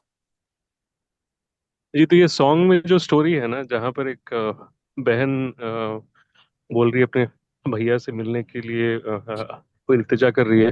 आई had heard that this was an anecdote which happened real life with Meera Dev Burman. So Meera ji and Sachin ji had gone for a trip to the village, to some village, and वहाँ पर one little girl, like she was standing at the river bank and stuff, and yes. वहाँ पर they started talking to her or whatever. तो उसने बोल, and she didn't no कि भैया रहते कहाँ हैं व्हाटएवर, बट शी रिक्वेस्टेड कि अब जरा भैया को बोल देंगे एक बार यहाँ पर अगर आ सकते हैं तो. And like she was so innocent that she didn't know like where he stayed, उसका एड्रेस वगैरह कुछ नहीं पता था. And that particular thought, she had Meera ji had put in her a Bengali song, which Sachin ji had composed. I forget the name of the song right now. And this thought was again kind of repeated in this particular, uh, yeah, yeah, this particular song as well. Right. मैंने पढ़ा हुआ है ये भी, ठीक बात कह रहे हैं आप। ये मीरा जी का ही लिखा हुआ है और ये स्टोरी मैंने पढ़ी हुई है। और यही थॉट को लाके फिर शैलेंद्र को बताया गया था, तो उन्होंने इस कहानी को, इस गाने को इस तरह लिखा था। हाँ विनय जी, आप क्या कहेंगे, बताइए। Thank you. मैं ये फिल्म लाइन के विषय में एक्सपर्ट नहीं हूँ, जस्ट मेरी एक राय बता रहा हूँ। जी। मेरे ख्याल में शायद बंदिनी ये एक ही फिल्म है जहाँ किसी की acting outshines everything else, which is Nutan's acting. Is if you can compare, then there's no other picture I can think of where acting has superseded any song. But I think Bandini is the only one. ठीक बात। नहीं, मगर सुजाता में भी नूतन की acting बहुत अच्छी है। So you can say both the films, they are fantastic acting she has done with Bimal Roy. But yes, Bandini stands out. आप लोगों ने नहीं देखी तो जरूर देखिए। खैर, पूरा मेरा प्रोग्राम आज का एस डी बर्मन और आशा भोसले का हो गया। आप लोगों ने कुछ कहना, बोलना हो, किसी ने भी कुछ कहना हो, कोई कमेंट्स हो, तो please you can make your comments, you can talk to me, और यू कैन मेक पब्लिक, पता जो भी बोलना चाहें बोल सकते हैं। हाँ जी, सुनील जी आप क्या कहेंगे, बताइए, फिर सीरीज जी पर आते हैं। हाँ सुनील जी। इसी लाइंस पे आप, can you hear me sir? हाँ हाँ, बिल्कुल बिल्कुल। हाँ, ओके। आप इसी लाइंस पे, लाइक आपने एस डी बर्मन और आशा का किया है, और सेम इसी मूड्स के सॉन्ग्स पे आप ओपिनियर और आशा का भी एक प्रोग्राम कर सकते हैं। दिस इज माय रिक्वेस्ट जरूर टू यू, जरूर जरूर जरूर। Because love those Oppenauer songs. Has also, of course, Asha and Oppenauer, they had a very Perfectly, long absolutely. relationship and all, and पक्का they can, पक्का करूंगा। you must do that as a 100 small request. 100% 100% करूंगा, 100%। Thank you. सब। Thanks. हाँ okay Roop ji, कोई बात नहीं, talk to you later on. हाँ बताइए शिरीष जी, आप क्या कहेंगे। मैं भी यही बताने वाला था अभी, जो सुनील जी ने बताया, मैं यही बताने वाला था, क्योंकि उसमें प्राण जय पर वचन जय का एक सॉन्ग है, या नहीं चैन है से हम हमको, चैन से चैन से हमको हमको कभी आपने जीने न दिया. भूल नहीं सकते उस And गाने। that, sorry to interrupt here, that song never came into movie. No, it was not. It was taken Yeah. away from, taken away. Because Yeah, they had the yeah. differences. Both of them had lot of, and that was the last song, I believe, and she got the Filmfare Award for this, Yes, yes. which Open Air broke it. I think Broke that it, he, through yeah, that yeah, about yeah, on the road. on the, yeah. हाँ कहिए मनोज जी, क्या कहेंगे?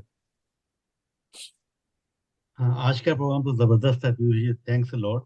Then the last song was icing on the cake. Last बहुत अच्छा था। अच्छा, एक चीज मुझे मालूम करना था आपसे, या बाद में अभी आप बातें बताएंगे। लता के क्यों रिफ्ट थी इन लोगों से सबसे मतलब खासकर ये अपना ईगो। ओपन नहीं था। She was a very mild and very polite lady, what I understand. But पता नहीं क्यों इससे एस डी बर्मन दास है और इनसे क्यों इसकी रिफ्ट थी लता की। आई मीन बाद में ये बताएंगे अगर टाइम अभी कम है तो, प्लीज। अब मनोज जी छोड़िए, कंट्रोवर्सी पे बात करके क्या करना है। छोड़ ओके छोड़ दीजिए, ओके। कोई बात, जो भी था छोड़ दीजिए, भूल जाइए। शर्मा जी, चलिए। हेलो। हाँ पांडे जी बताइए, क्या बोल रहे हैं? नमस्कार। मैं आई एम सो सॉरी, मैं ज्वाइन नहीं कर पाया, बीच में देयर वाज सम प्रॉब्लम, तो I missed a lot, but anyway मैं पूरा सुनूंगा इसको। और ये पर्टिकुलर गाना जिसके बारे में अभी बात हो रही थी, it is really something very very different. शरण जी ने जैसे लिखा है और जैसे गाया है पीलू में, और इसमें खमाज भी है इसके अंदर। It is so beautiful.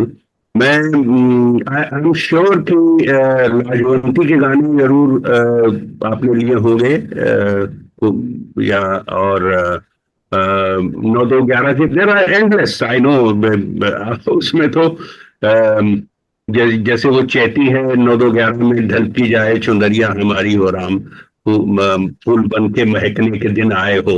So beautiful चैती बर्मन दादा ने बनाई हुई है। और कोई आया धड़कन कहती है, लाजवंती, एंड कुछ दिन पहले कमल कुंज में एक रहता था एक हंस का जोड़ा। Please, so beautiful songs from Lajwanti also. But जो भी मैं 2-3 गाने सुन पाया हूँ, दे आर सो वंडरफुल। ये कॉम्बिनेशन भी बहुत ही जबरदस्त है। और बंदिनी का ये गाना तो इट स्टैंड्स आउट।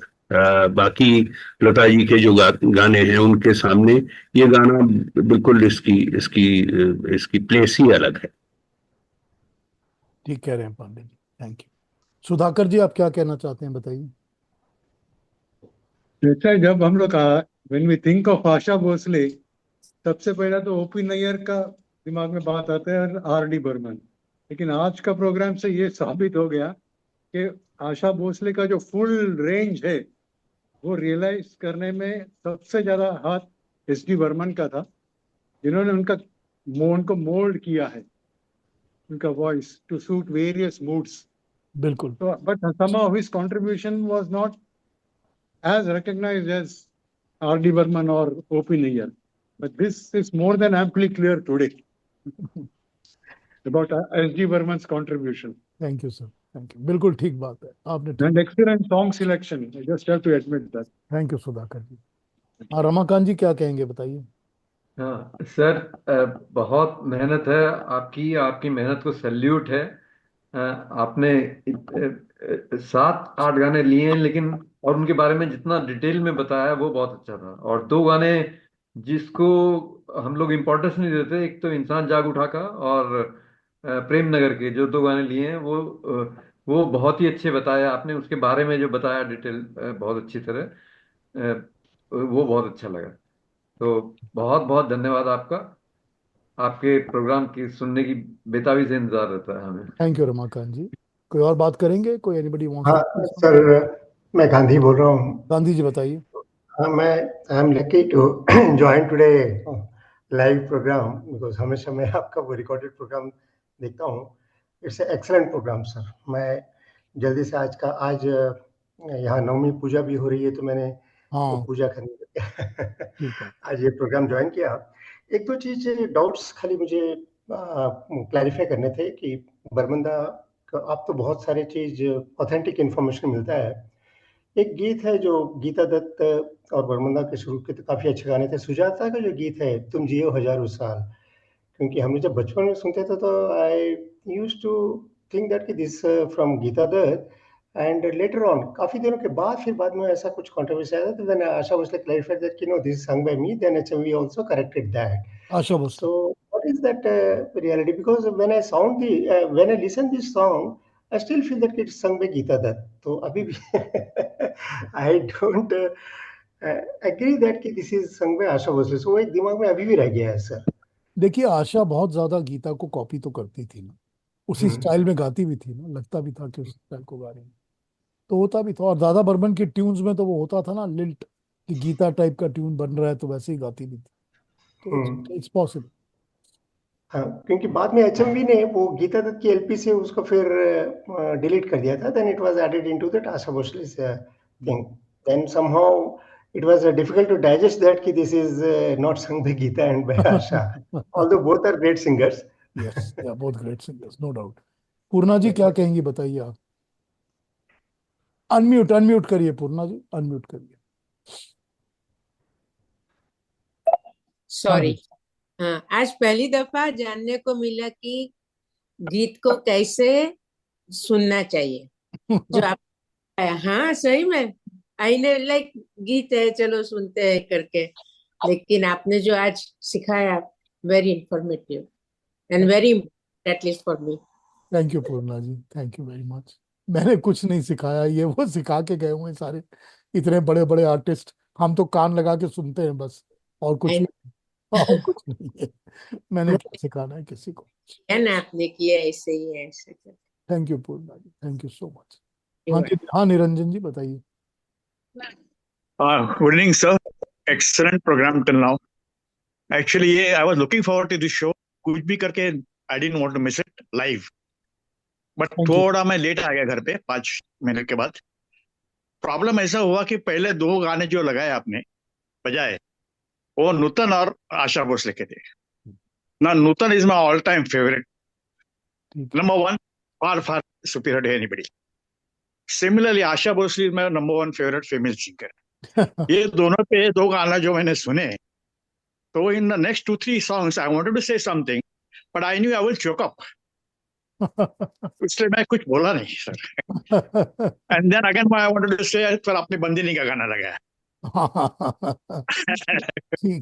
ठीक है, many people spoke so I could get some time to speak, and I am very thankful for you to make it very clear.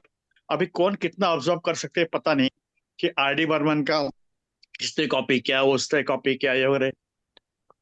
इसमें एक ही एटीट्यूड करना है, कुछ नेवर आर्ग्यू, जस्ट से कि help God, God please help him, he knows not what he saying. इतना ही अपने करने का, बिकॉज दोस्त जिनको म्यूजिक मालूम है वो ऐसा बातों में नहीं विश्वास करते, they know what's going on. And I thank you for making it very clear sir. Thank you गुड जी, thank you so much, thank you. और कोई कुछ कहेंगे? Anybody wants to say something? कोई और बात करनी है किसको? Sir, I want to thank you for this program. I have joined for the first time. Normally, I listen to your recordings and then, comment on it. But then it was my desire that I wanted to see it live, and this time it could happen. It was a very nice program. I liked it very much. Thank you very much, sir.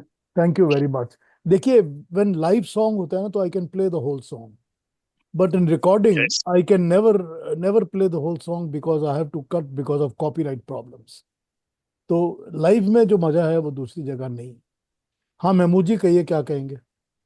Sir कुछ तो आपने कह ही दिया।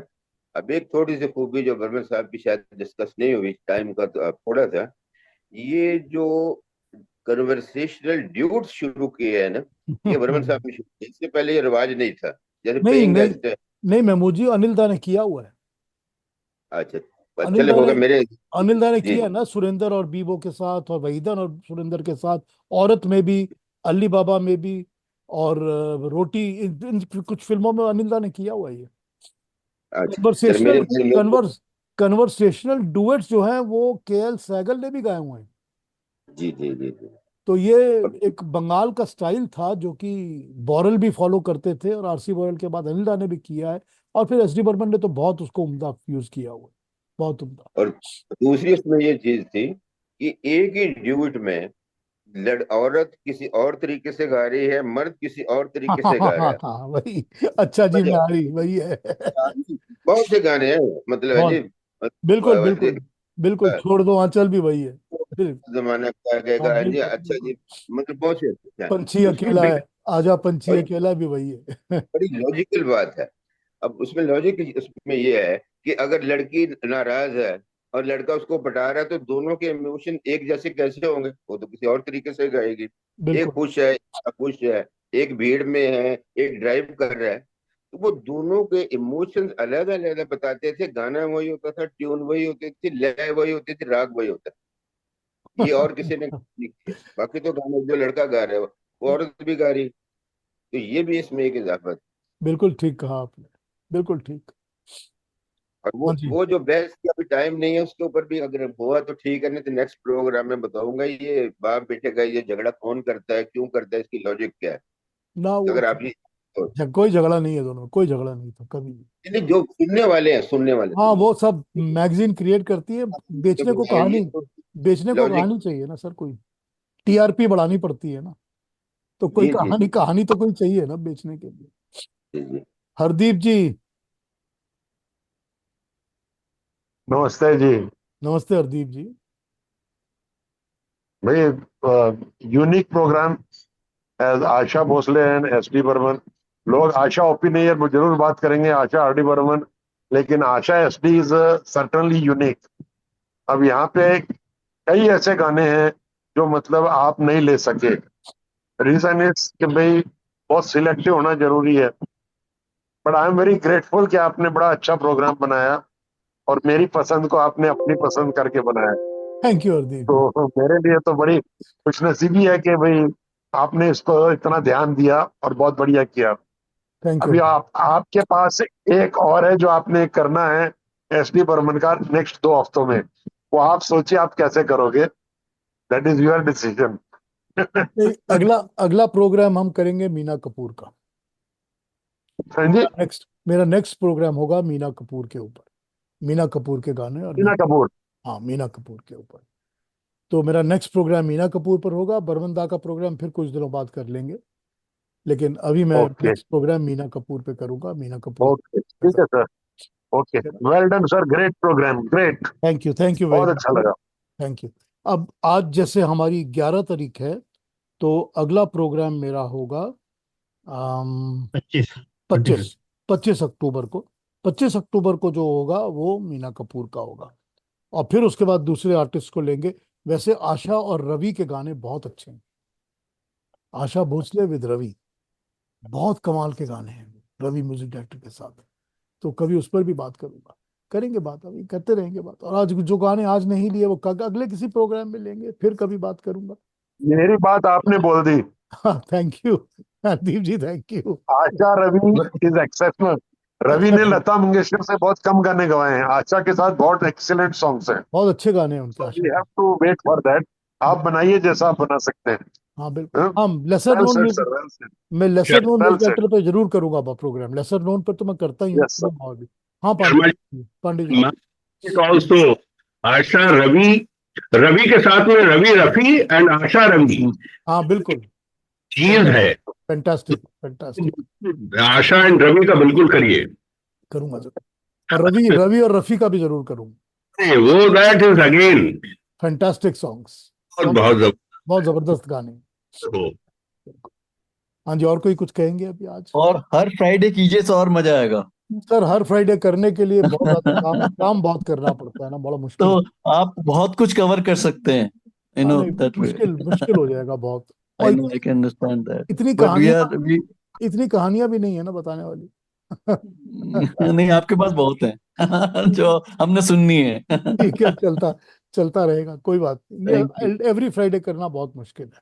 I know, I understand, but we all look forward to that, we desperately wait कि अब Friday शायद इस तरह का नेक्स्ट एपिसोड टाइप ना वो दैट सीरियल टाइप आते हैं, तो लगता है कि ऐसे आ जाए तो करेंगे। अच्छा लगता है। Anyway, but that is your limitation. अगले वाले में ज्वाइन करिए, मीना कपूर पे करूंगा, फिर उसके बाद आ जाऊंगा वापस पॉपुलर वालों पे भी करूंगा। गुरु कृपाल जी, आज कुछ कहेंगे आप? शांत हैं आज बहुत, शुरू शुरू से। गुरु कृपाल जी। जी नमस्कार।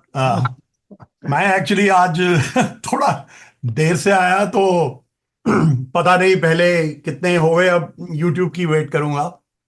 लेकिन आपने जो कुछ भी आज बताया, और आप तो खैर बहुत सुलझे हुए इंसान है, बहुत सोच के बात करते हैं, तो वो कंट्रोवर्सीज कम आपने टच टच की हैं। तो जिसका प्रोग्राम होता उसके बारे में ज़्यादा नेगेटिव बात करना भी इतना अच्छा नहीं लगता। लेकिन आशा भोसले का जो डेवलपमेंट की आपने बात की है, I fully agree with you कि जो सचिंदा ने उनको ट्रेनिंग दी है वही उनके करियर में आगे यूज हुई है, और वो सब गीता गीता दत्त वाले जो उनके स्टाइल से फ्लो करती है। तो आज जितना मैंने सुना है वो तो डेफिनेटली बहुत मजा। और जो आपने वो इंसिडेंट बताया कि उसका ज्वेल थीफ के गाने वाला, वो that's exactly how it was narrated by Asha herself. तो मैंने भी वो सुना हुआ है। और उसके बाद में क्या बात होती है, वो बात पलट के उसमें क्या बात है, वो तो that's not to be talked about too much. तो आई थिंक तो ज्यादा नेगेटिव बात ना करते हुए, बहुत बहुत बढ़िया प्रोग्राम जितना मैंने सुना है। तो मैं वेट कर रहा हूँ कि कब आप YouTube पे डालेंगे, तो फिर से वहां वहां बैठ के वो सारी बात आज ही डाल दूंगा, थोड़ी देर बाद जी जी। तो थैंक यू सो मच। आपके प्रोग्राम, तो मैं तो सोच रहा था कि 2 हफ्ते बाद 24 अक्टूबर को मन्ना दा का भी उनका डेथ एनिवर्सरी थी, शायद उसमें 1-2 गाने कहीं बीच में मिल जाए तो बहुत अच्छा होगा। और फिर से बहुत बहुत शुक्रिया आपका और एनी जी का कि आप हमेशा 24 को अच्छा प्रोग्राम लेके मन्ना आते डे की एनिवर्सरी होती है 24 को। जी 24 को। हाँ, लेकिन पता नहीं, अभी मन्ना डे के ऊपर हमने थोड़े दिन पहले ही प्रोग्राम कर लिया था, जी। तो फिर मन्ना डे पे थोड़े दिनों बाद करूंगा। अब मैं उसके बाद मैं ये करूंगा कि इस बार मीना कपूर का कर लूंगा, उसके बाद दूसरा कुछ और करेंगे। नहीं, thank you so much, thank you again. बहुत बहुत बढ़िया प्रोग्राम। और थैंक यू गुरु के पास। ये तो हम भी वेट करते रहते हैं। आज कुछ मसरूफियत की वजह से भाग के आया मैं, बाद में आधा घंटा तो निकल गया था। कोई बात। आज नवमी है ना, नवरात्रि की नवमी है, आयुध पूजा है, नवमी है। हाँ जी, महमूद जी क्या कहेंगे, बताइए। जी बहुत अच्छा प्रोग्राम था, बड़ा कंप्लीट प्रोग्राम था। आप तो एक यूनिवर्सिटी है।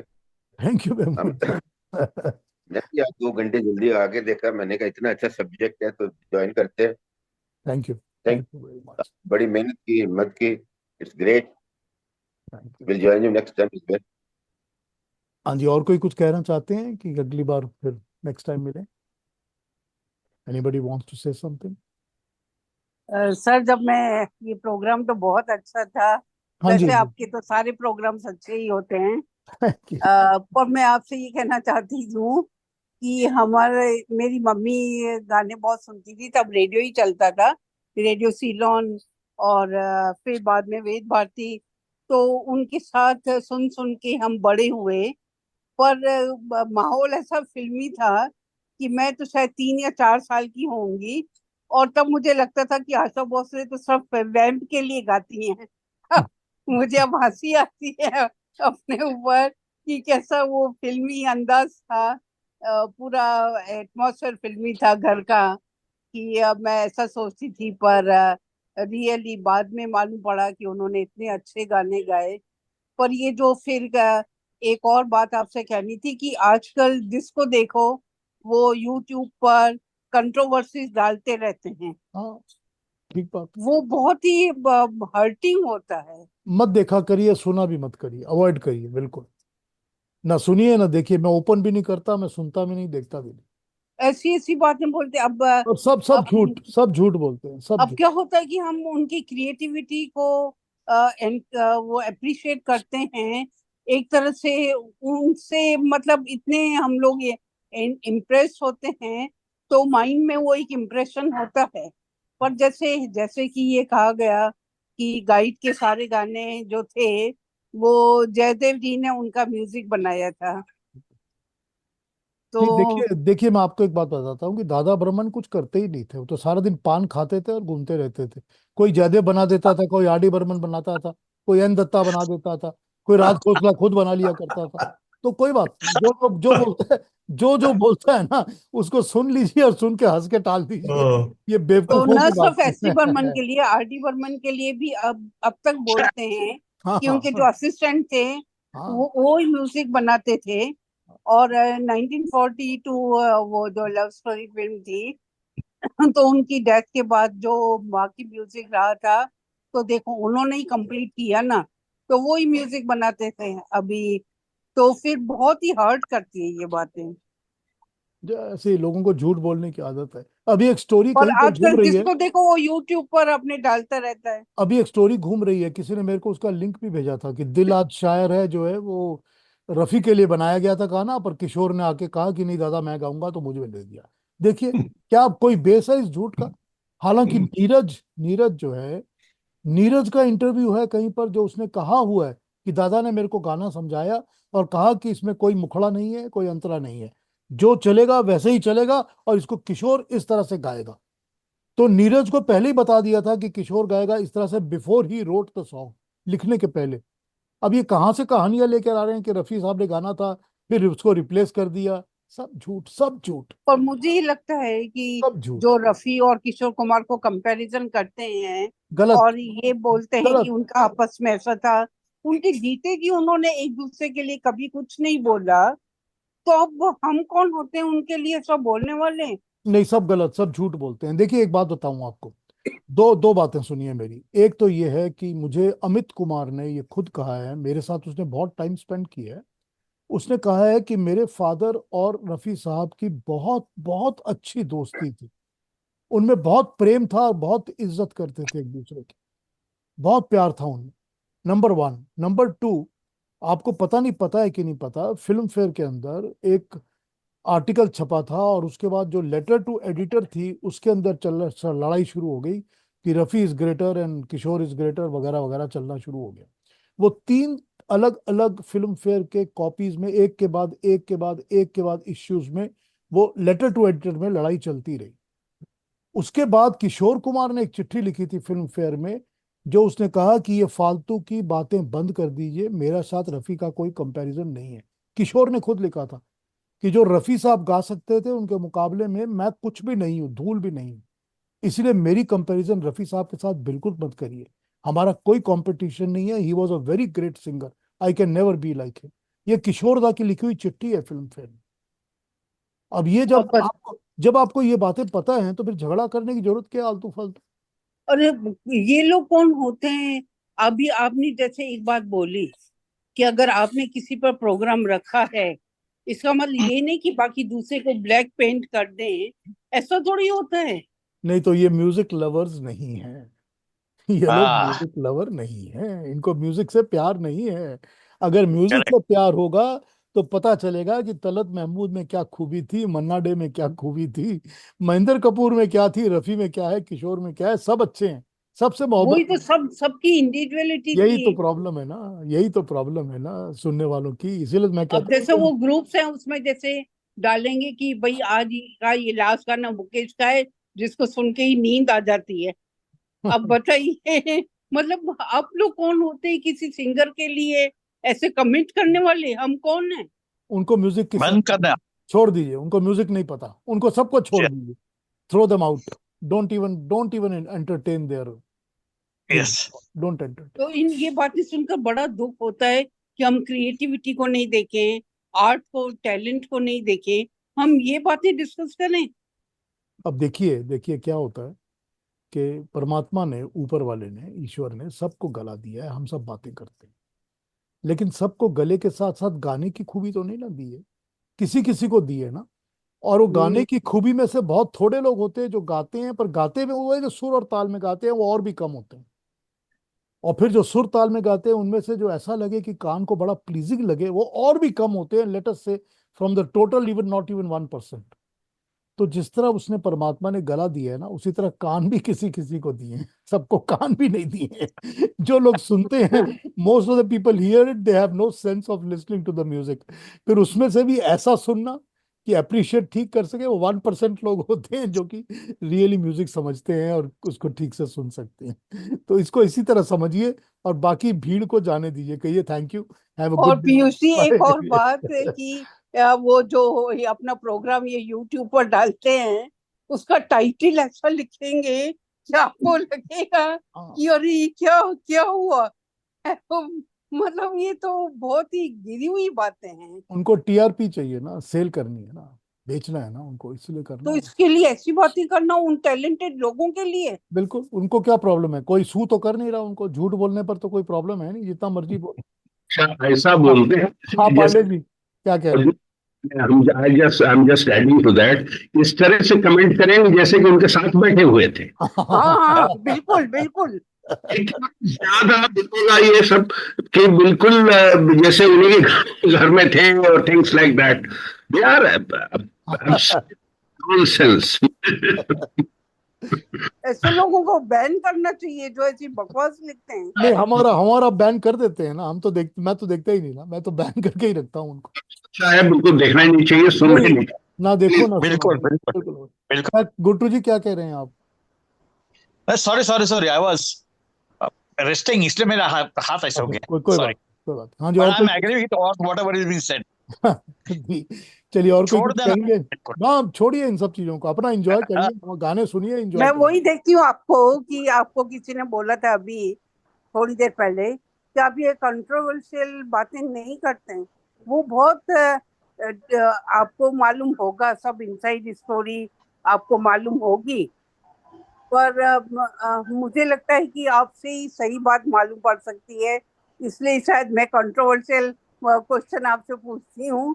और मुझे लगता नहीं तो और कौन सा बताएगा सही बात। देखिए एक एक बात सुनिए, एक बात सुनिए, बहुत पुरानी आपको एक बात बताता हूँ, 1983-84 की। हम लोग बैठे हुए थे सब दोस्त यार बैंगलोर में, और हमारे साथ वहीदा रहमान जी थी। वहीदा रहमान जी हमारे साथ बहुत बार मिली हैं, I would have met her something like 8, 10, 12 times. तो हमसे बैठ के वो हमारे साथ लंच भी करती थी और गप्पे भी मारा करती थी। तो एक बार यूं ही बात हो रही थी, तो we were talking about Raj Kapoor and Nargis. तो हमने जब बात की, और बात करने के बाद वहीदा जी भी उसमें कंट्रीब्यूट कर रही थी, राज के बारे में बता रही थी, नरगिस के बारे में बता रही थी। तो फिर वहीदा जी कहती हैं कि देखिए, अगर आपने फिल्म्स को एंजॉय करना है, म्यूजिक को एंजॉय करना है, तो पर्सनल लाइफ की स्टोरीज को फॉलो भी मत करिए, सुनिए भी मत, सोचिए भी। क्योंकि अगर आप पर्सनल लाइफ की स्टोरीज में, कंट्रोवर्सी में जाएंगे तो आप फिल्म को एंजॉय नहीं कर पाएंगे। तो अगर आपको फिल्म्स को एंजॉय करना है, म्यूजिक को एंजॉय करना है, गानों को एंजॉय करना है, तो ये पर्सनल स्टोरीज और कंट्रोवर्सीज को छोड़ दीजिए, उससे कुछ लेना देना नहीं है हमारा। This is the way to look at it. ये वहीदा जी ने बताया था हमारे को, और मैं समझता हूँ कि ये बिल्कुल गोल्डन रूल है ये, बिल्कुल। पर क्या होता है कि कभी कभी हम वो उनकी पर्सनल लाइफ का इसलिए सुनना चाहते हैं कि ऐसा, जैसे जयदेव जी के बारे में मालूम पड़ा कि इतने टैलेंटेड थे, पर एंड में उनकी क्या क्या था, उनके पास कुछ नहीं था।